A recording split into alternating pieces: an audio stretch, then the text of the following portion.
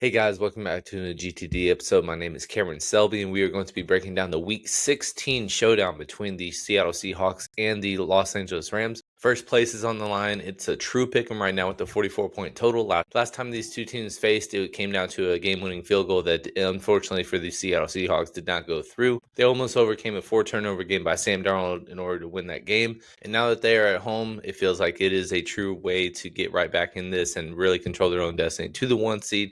Has big playoff implications, especially in the loaded NFC East, where there's going to be some very good teams left out of this dance. So please leave a like, comment, subscribe. Let us know how last week went. It was a very strong week for us as well, once again, and we hope we can continue that momentum after that takedown we had last week with the Bucs and Falcons. Again, you never know when it's going to happen. That Mike Evans and Jalen McMillan returning through a wrench and everything. Everybody was uncomfortable. Ownership was spread out.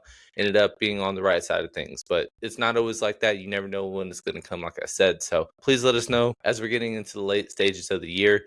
There's going to be some content coming out, final power rankings. We just put out our top 50 prospects, first look following the regular season of college football. If you guys wanted to check that out, that came out earlier this week. And we also have some fun contests like Christmas showdown slates, like Christmas special slates. We've got best ball recaps, all that fun stuff. We are in week 16. That's the semifinals of all your fantasy leagues and all that stuff. So a lot of stuff to look forward to. If you have any kind of interaction you want to have with us, let us know in the comments. Discord, it is free to join. We just want interaction. That's all we want. We have other platforms as well if you want to come and chat with us there. So yeah, without further ado, let's get right into it. So kicking it off, as always, we're going to start off with the away team. There is some wrenches and wrinkles that we have to discuss, starting off with the point of Mr. Davante Adams, who has been one of the biggest touchdown leaders of the season so far. He was basically a DNP throughout practice for the most part last week. Ended up playing, had a decent 9-target sample size before he left the game due to injury. Only ended up playing about 46% of the snaps. Second game in a row where he was held below 50%.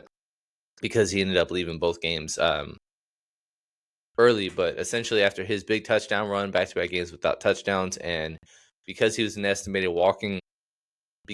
estimated practice report on Tuesday, him being out, and him rumored to be week to week, I would anticipate that at the very least he misses this game, especially on a short week on the road. And if that happens, that's going to be a big wrinkle because we don't know what this version of the Rams looks like without him. We saw Puka miss a game earlier this year, and Davante Adams, even though he wasn't going off for over 100 yards, he had 3 touchdowns in that game. Matthew Stafford himself had 5 touchdowns. So they still found ways to score a ton of points against Jacksonville overseas matchup with one of the two out. Now that Puka is banged up, Davante Adams is banged up. Sounds like he a little bit even more. That's going to throw a huge wrench in things because it's basically going to be wide receiver by committee in terms of snaps. And then it puts a bigger wrinkle because none of them really earned targets or opportunities as soon as he went down during the game. And maybe that's a different thing when they have a full game script to operate without him. But that's going to just remain to be seen. And that's what we're going to have to be guessing and choosing where we go from here. But there's an obvious name that needs to go in there, and that is Puka Nacua. We'll get to him in a second. We'll bring up a few of these guys, and to be honest, there's not a lot of opportunity that has come from any of the receivers outside of Puka and Davante this year. Tutu Atwell is the highest price guy, but as you can tell, less than 200 yards on the season, has only scored 1 touchdown, and it came on an 88-yarder. It came in the name of a game-winning 88-yard touchdown against the Indianapolis Colts way back in week 4. And other than that, he's had another deep ball, but he's been held to under 10 yards every single game other than that 2-game stretch in weeks 4 and 5, respectively. Him being 3,400, because of him being a familiar name, might be the most popular of the bunch, but he is also most expensive for what it's worth. Jordan Whittington, I expected to kind of overtake a wide receiver 3 opportunity role, and he did earlier in the season. There was a stretch of games where he was north of the beginning of the year. He was north of 50% of the snaps in the first 6 weeks. In the beginning of the season, it kind of looked like that. Where he had first 7 weeks at least 50% of the snaps in 6 of those games. And in the game that Puka did leave early, which I believe was that Baltimore game, led the team with 92% of the snaps, followed that up the following week, and on that chalky showdown slate, Ended up being 60% of the snaps. It was a blowout, though, so it probably would have been a little bit more in a competitive environment. But it's not like it led to a ton. He only had 2 catches for 9 yards, whereas Stafford didn't really throw for a ton of yards. He just threw all of the touchdowns that were possible in that game. $2,400 is a decent price point, but surely a tournament play. Kanata Mumfield, he's a thing, I guess. He basically has played he's been like the 3B in terms of snap share over the last several weeks. 5 of the last 7 since the bye, he's been north of 35% of the snaps. He actually was second on the team with 44% of the snaps this past week. All that led to was 1 target, did not catch it, and he's only had multiple targets twice this season. He's only had multiple targets 3 times this season. He's $2,000, and maybe because people looked at the snaps, it would translate to a little bit more ownership. I don't really know what to make of it. All of these guys are going to be dart throws, and is what it is. Xavier Smith, for what it's worth, is also their special teams guy, and he has at least went through a 6-game stretch where he had a touch on offense. So him being the cheapest of the bunch is kind of a little bit interesting in terms of just because of the fact that he went through a 6-game stretch of having at least 1 touch and multiple targets in multiple games. That makes it somewhat viable and interesting to me, to be honest. Him also being $1,200, you need to find salary to save because of 2 very, very important names. One of them being Puka Nacua, who, again, he left the game / banged up against the Detroit Lions, but back-to-back games at least 160 yards, caught 2 touchdowns against the Arizona Cardinals in a blowout this past week, won over 30 fantasy points once again, and you expected him to be very, very involved with Davante Adams not in the fold. He's been their wide receiver 1, even though Davante has doubled him up in touchdown totals, but Davante being out potentially just kind of elevates him in that role, and he's just kind of a man amongst boys on that squad. But also the other important names are going to be the tight ends, because we have to figure out what we're going to do from this position. Tyler Higbee was eligible to come off of IR, but it was announced he won't be activated ahead of the Thursday night game. So with that said, it is a trio of tight ends, and a lot of snaps came from these 3 guys over the last couple of weeks, especially this past week where Davante went down. All 3 of them were north of 75% of the snaps.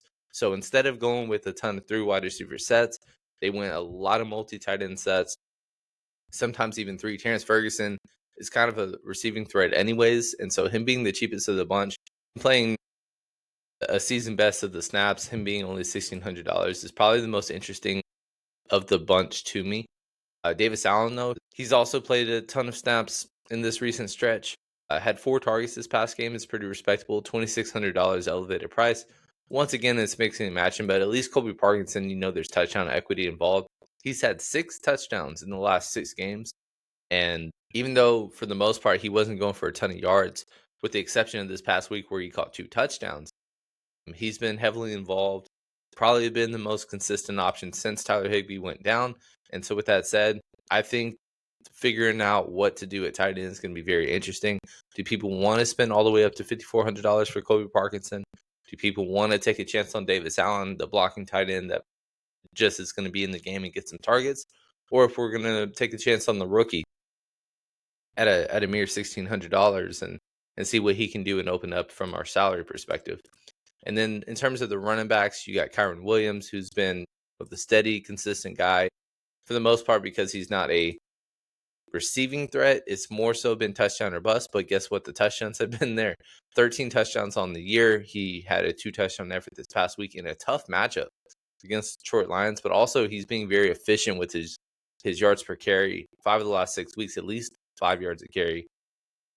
Sprang 96 yards was very impressive on a 15 opportunity game, and he ended up scoring a touchdown. But $9,800, really, really tough to make things work. If you play him, that means you're going to have to fade at least one of Matthew Stafford, Puka, and JSN, and that's going to make it very tough. So it makes it an interesting tournament play because I don't know if there's going to be a lot of people that are going to be paying up for him, and he might be the lowest owned of the bunch that are the guys up top.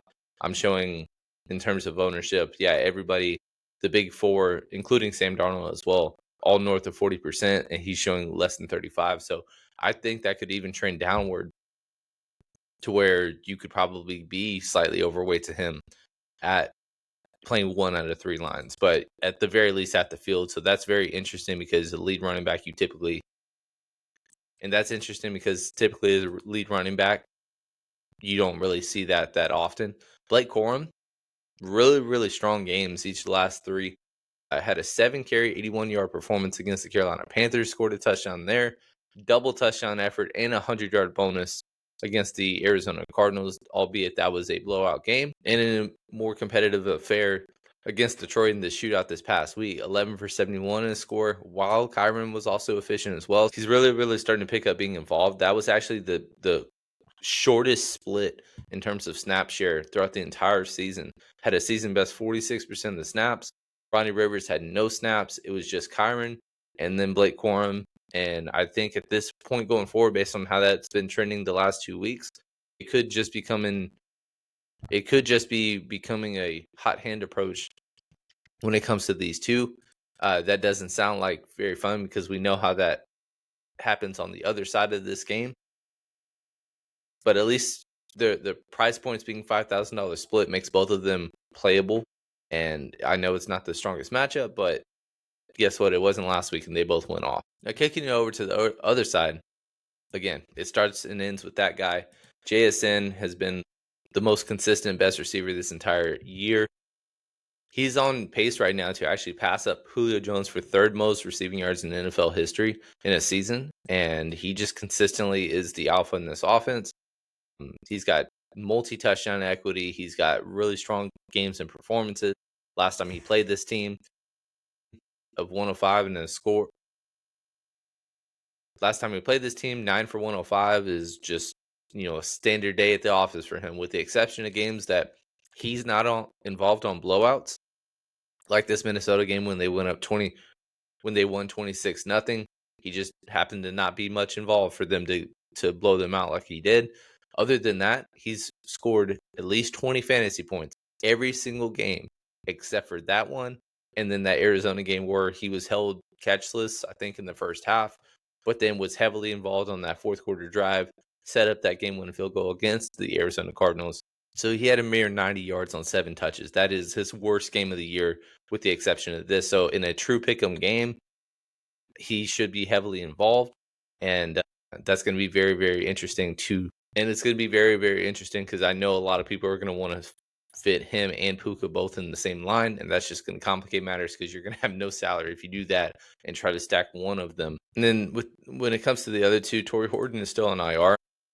The quote was, "We'll see if he'll even return this season." So if that's the case, he's definitely not coming back in this game. So it's really going to lead to just kind of a big four and the guys that they're going to be playing. Cody White, one of the showdowns earlier this year against the Commanders, caught a 60-yard touchdown at minimum price. And I played him on that game, and it was really fun, even though I had no idea going into that game who he was and if he was going to be involved at all. Since then, he's only had 2 games with the target. 2 of them came in the last 3 weeks, but outside of playing, but he's just clearly the wide receiver 4 in terms of snap share. I think he's a special teams returner as well. Can't remember the top of my head, but really it just comes down to Cooper Kupp. He's just been an okay compliment. That's why I hated drafting him in the top 100 like he was going in most of the best ball and redraft leagues this year. But he just only 4 times, I think, this year he's been in double-digit territory. He's $5,600 right next to some kickers, right next to Kobe Parkinson coming off a 2-touchdown game, right below the running back ranges of these guys. It just doesn't excite a lot of people to play Cooper Kupp, so I don't really expect him to be of much interest in this specific environment. On top of that, with the weather, and we'll get into that in a little bit, I just don't see a path for him to pay off his salary at $5,600. But Rashid Shaheed, remember they traded for him at the trade deadline, and there's actually nobody between 9,400 and 7,200 other than those 2 guys on those ends. So I think these mid-tier guys, it's kind of setting itself up to be a high-low, and that makes opportunities like Rashid Shaheed, who can break one at any given moment, coming back-to-back games with at least 65 yards, 8 touches last game, 5 the game before. if it's a close game, I think he's very, very viable to have a decent day. And if that's the case, and all it takes is just 1 out of 3 lines to be overweight to him, I think he's very, very viable. Cody White, I mentioned, not much of a threat, but he does save some salary. You have to find ways to get a lot of these tough. You got to find ways to get a lot of these really expensive guys in your line. Running back wise, we've said it every week. It's frustrating to build with. It's frustrating to figure out from a week to week basis. Basically, Zach Charbonnet has poached every touchdown he possibly can from Kenneth Walker this year.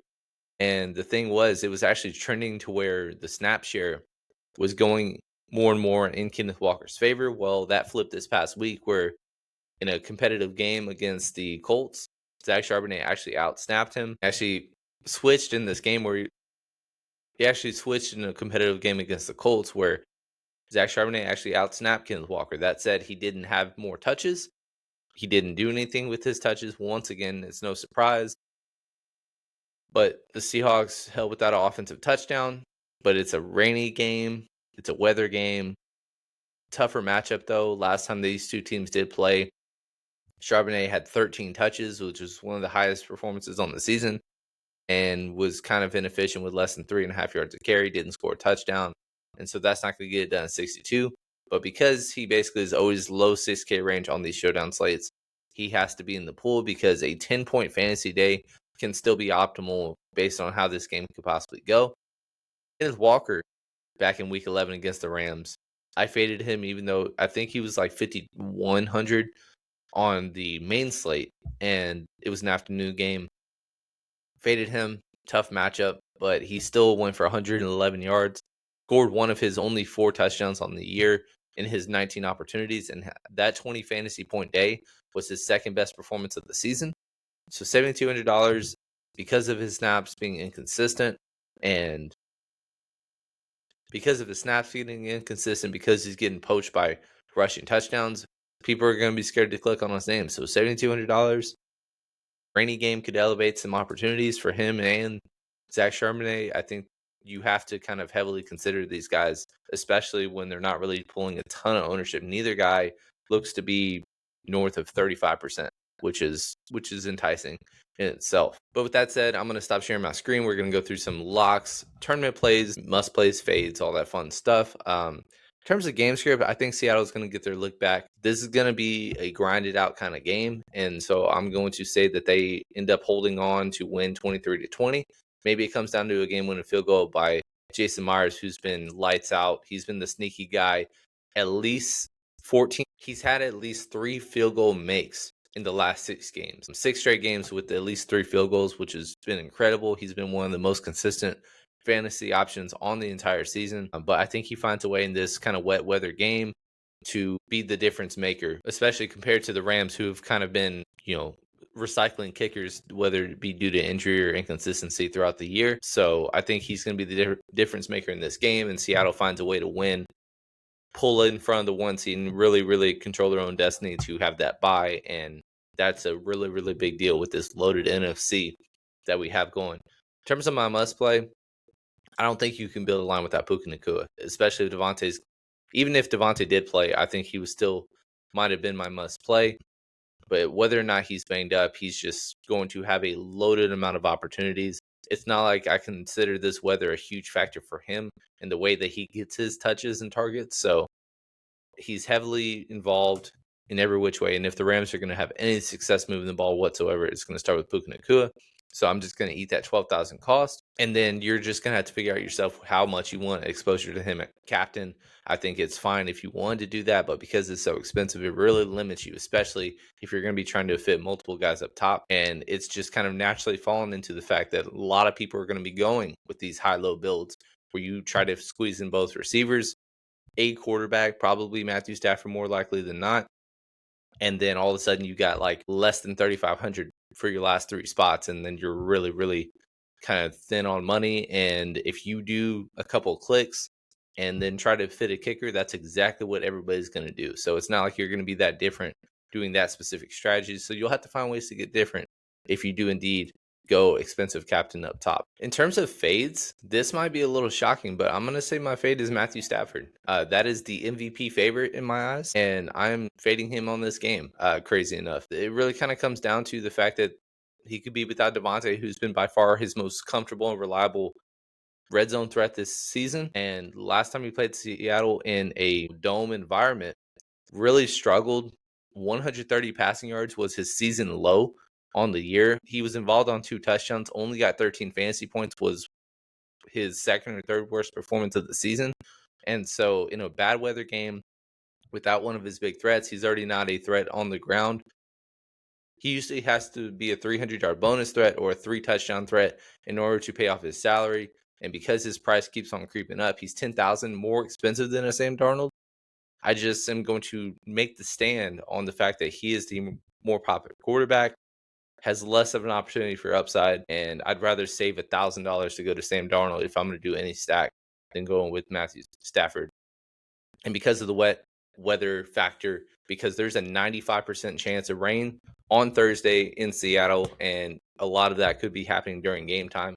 Don't know how much it will be a factor in terms of scoring, but I think it is telling that it is only a 44-point total, that they're not expecting fireworks in this game. So I think both receivers I'd rather play over him, and if it comes down to Matthew Stafford plus $1,000 or Sam Darnold, I'd rather kind of take the discount on Sam Darnold and find ways to get different there. Tournament plays, all of these guys, whether it's the Seattle receivers, whether it's all of these guys are tournament plays in terms of the Rams trying to figure out who other than Puka can benefit.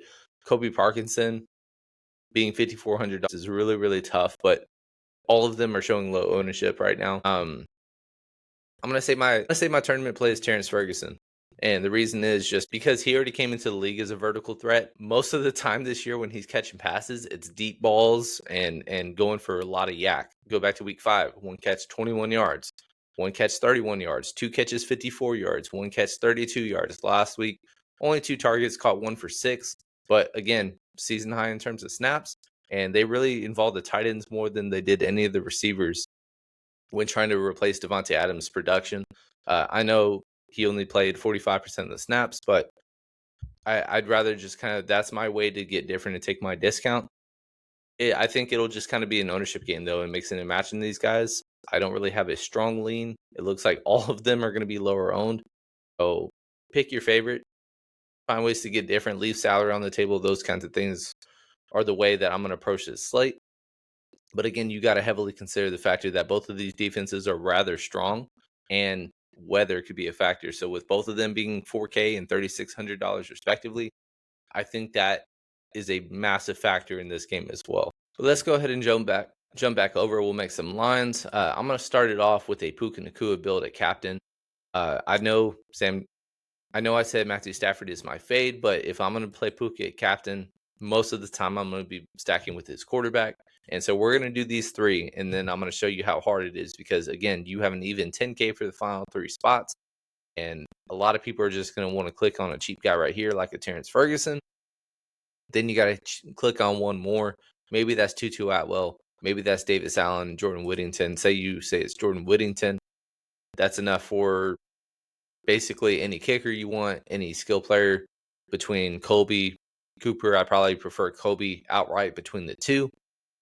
But again, Jason Myers, I didn't pull up his script earlier, but look at that. At least 13 fantasy points in 6 straight games. I think he's only had 1 game where he didn't have at least 8 fantasy points. And if he has 3+ field goal upside, like lock and load, he also has distance. He also has success from distance as well. Consistently is hitting these 50+ yarders. So he could be the one to get outright. And so you leave 800 on the table. Most expensive player, probably most popular player, and then you find ways to do that. I think another way I want to try to, is it even possible to, which I don't think it really is. But this is also the problem that I have going with a expensive captain, is that you don't even have the option to do a double stack bring back. Even if you put Terrence Ferguson in for salary saver, you have negative money if you go that high up. So if you went with a cheaper captain, let's say, for example, it's that 5K range, say it's Kobe Parkinson, right? You got $8,900 per.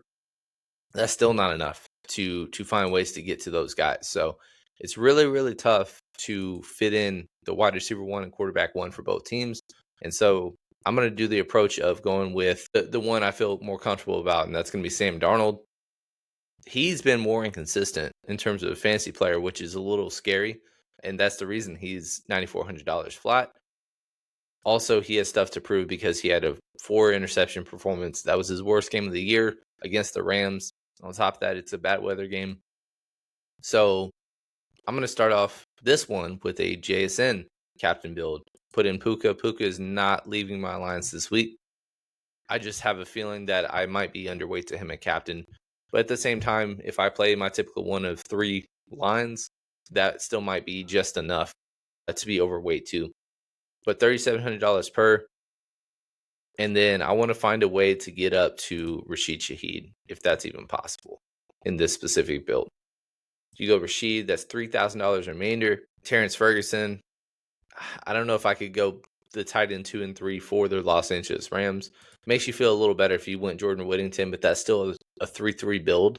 $600 salary remainder. Say you didn't like that, you can go down. Say you didn't like that, you can click off his name. And all these guys are Rams down low, below 3K, with the exception of, I guess, Kobe White is the only one I even think is in the pool that's in the range down low. But say this one isn't say this isn't the line that you're looking for. Well, AJ Barner is right here. Didn't even mention his name, but he's been the tight end 1 by a wide margin. He's been tight end 1 by a comfortable margin. This past week was the first game without Elijah Arroyo, who went down to injury. He went on IR, and so him and Eric Saubert are the only 2 tight ends that really had a significant run. But AJ Barner himself, 83% of the snaps, which is really strong effort. He's been pretty consistent. We've even seen some upside where he had a 10-catch game against the Los Angeles Rams. So $4,400 there is fun. And then you got $5,200 last guy in. That's probably going to be Jason Myers. The thing is, this 4-2 build might be pretty common. So maybe find a way to get a little bit different. Instead of going Jake Ferguson, instead of going Terrence Ferguson, you can go down to a Kobe White. You can go down to a Xavier Smith. Or you can leave some salary on the table. Say this isn't a kicker game and you wanted to put in a running back. There's Blake Corum right there. And then put Fergie back in that game. So you could do things like that. Let's try to do a mid-price captain, because I think that's a very interesting way to go about this. But there's not one that I feel strongly about, but I will say Kenneth Walker does show positive leverage. He's an interesting spot because it's just uncomfortable. It's inconsistent to spend on him, but because of one of his best performances of the year coming against these Rams, weather being a factor, that could be the way to get different on this game. Maybe you start like that and then see what you can do. Once again, going to Ferguson, 46 is not enough for the kickers, but it's enough for the defenses. And again, both I think could be in play. Because this is a more Seattle-centric build, I might prefer Seattle's defense. They were dead this past week because they didn't have really anything. They had a very, very conservative game approach. They had a very, very conservative game plan with playing Phillip Rivers. I don't know if that caught them off guard or they just kind of were complacent. They didn't want to show a ton because they know they had this game following up. But back-to-back games before that had at least 19 and 30 fantasy points respectively. So $3,600 at home, lower total than you'd expect. I think they're definitely in play as well. Maybe double defense is also in play. You never know. But if you did that, that's $1,000 remainder. You can get up to a Jordan Whittington or Davis Allen if you preferred one of those 2 guys. Even though I like Terrence Ferguson, I don't feel strongly enough to just put him in all 3 lines that I end up playing. I might be significantly overweight to him, but it's more so me taking a stand than me feeling very, very comfortable with going that approach. But right now, I think playing either defense or possibly even both defenses is a very, very interesting strat. And then on top of that, Jason Myers is going to pull a lot of ownership because of how strongly he's played. He's going to project very well. He's shown very positive leverage, even though he's looking to be over 30% owned. So it's just one of those things. I mean, even if you went the route of going Jason Myers to captain, I think that opens up a lot of things especially if this is going to be a lower scoring slate. If people did that, they're probably going to start like this, or let's say Stafford as a difference maker, and then going something along the lines of this. That's enough for that. Or you can just say AJ Barner instead is going to be my guy. And so you got a 4-2 build. You stack Stafford with his wide receiver 1 and possibly only player that he's going to throw to.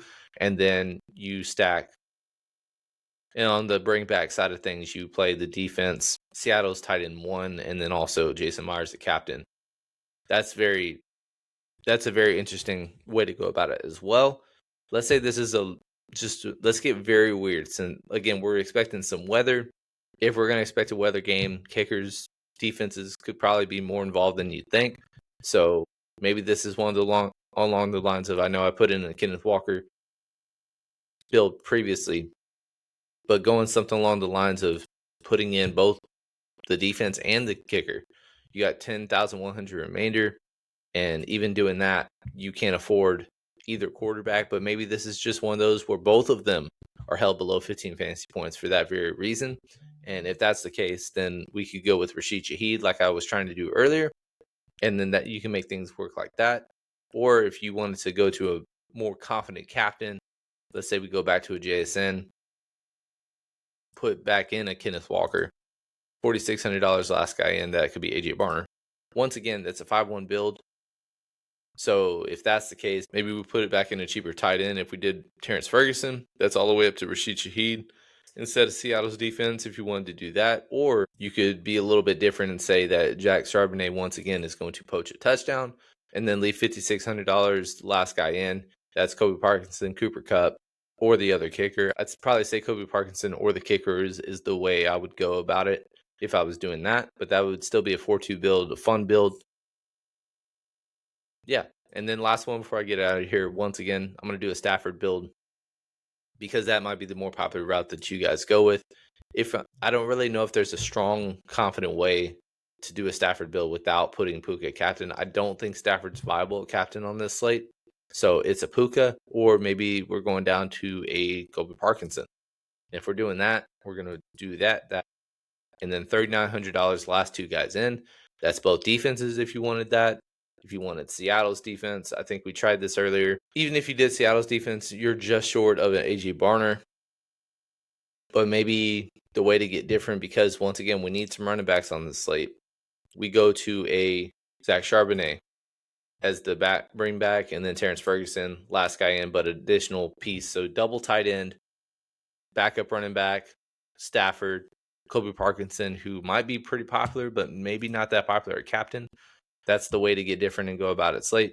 And then just once again, DraftKings is doing a ton of giveaways and promos and stuff like that. As you can see right here, 50% coverage loss token, up to $250 back. So if you're only going to play $5, why not enable that? Why not opt in to just get half of your money back and just kind of make it more of a risk-free play? And that's kind of how you build your crowns, build your all those fun things to go about it going forward. But with that said, guys, that's all I got for you. We appreciate y'all tuning in. Please leave a like, comment, subscribe if you haven't already, and let us know how you're going to approach this slate. Once again, weather is going to be a factor. High chances of rain, and it could really bring down these offenses and bring up these defenses / kickers. It's going to be a very wide open slate to me because of all the options in the mid-price tier. And because a lot of people are probably going to approach what I did with most of the builds, which is going both wide receiver 1s, picking a quarterback, and then figuring it out from there. So if you found a way to get different, maybe it's neither quarterback, maybe it's fading one of those guys up top, that could be the way to really separate you from the rest. Last week, again, it was one of those things you're not confident, but you're taking a stand on the guy, and it ends up working out in your favor. So you never know how that happens. But if that does happen, you want to be splitting the top of the pot with as few people as possible. That's really how you open up profitability on slates like these. So can't thank you enough. Please let us know how you're going to approach this slate. Again, we're going to be posting our final lines and exposures in Discord roughly 30 minutes to an hour before the game. So tune in for that. There's links in the description. We can't thank you enough for tuning in, guys, if you have this far. And we will see you guys on the next one.